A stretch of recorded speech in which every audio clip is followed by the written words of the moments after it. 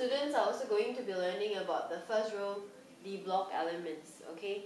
But mainly we are going to focus on the transition elements in the first row of the D block in the periodic table. This should be a fairly new topic to them, so I think most students will need to like pay more attention to this part, and you need to be able to explain it more clearly and simply. Okay. So first you will explain what is transition, what are transition elements, okay, what is the definitions, and why are they considered as a transition element, as transition elements. So you need to emphasize that as a transition elements, we are talking about the oxidation state of the element, or rather about the electronic configuration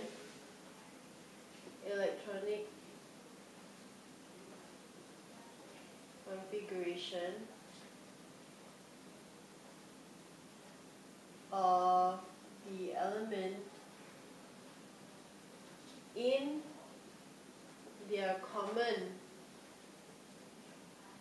oxidation state. Involves a partially filled 3D subshell. Okay.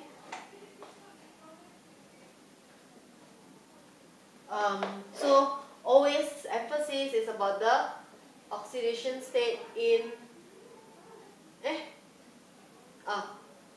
electronic configuration of the element in their common oxidation state. It's not about the element itself, but after it reacted with something, after there is a change in the oxidation state from 0, then they have a partially filled 3D subshell. Then you can talk about the 4 characteristics of transition elements, which are variable oxidation state, okay, complex formation,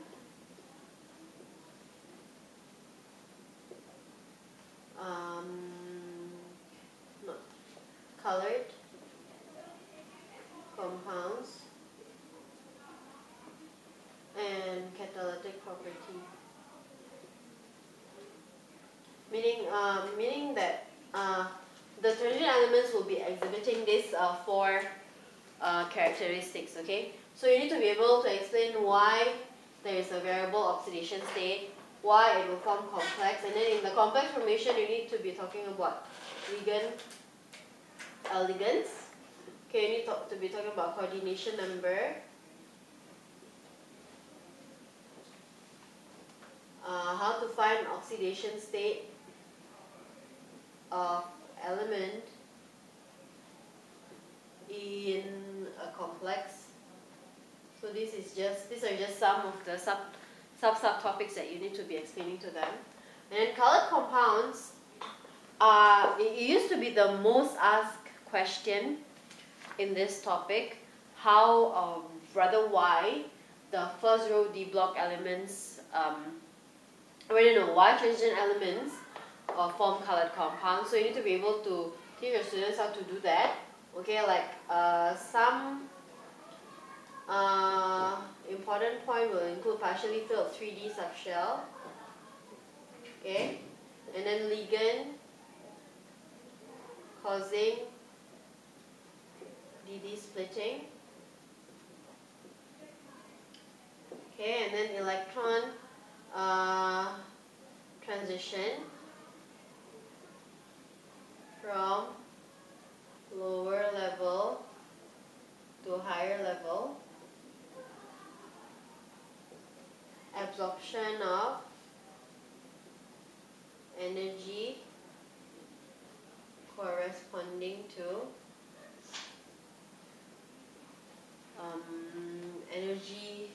to visible light. Okay, and then the last part will be about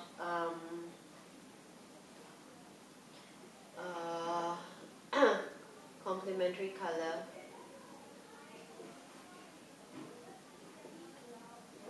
observed, okay?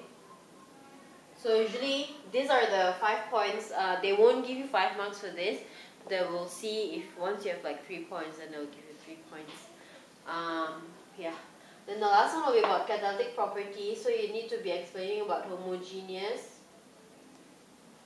homogeneous and heterogeneous. And heterogeneous catalysis. Catalysis, and what attributes or what property of tertiary elements allow them to be a homogeneous catalyst or a heterogeneous catalyst, and give some examples for homogeneous catalysis and heterogeneous catalysis.